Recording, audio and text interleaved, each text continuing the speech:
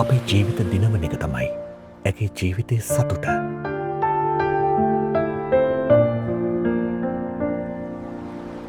අපේ හෙට දවස වෙනුවෙන් ඇයි ඇගේ අද දවස කැප කළා.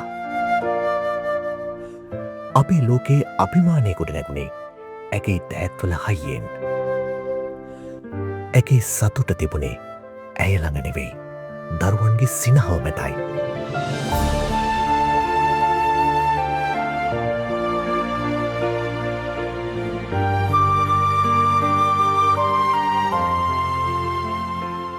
කවදාවත් ගෙවා නිම කළ නොහැකි ඒ අසිරිමත් මාතෘත්වයේ ප්‍රේමණීය කැපකිරීමට ප්‍රණාමය.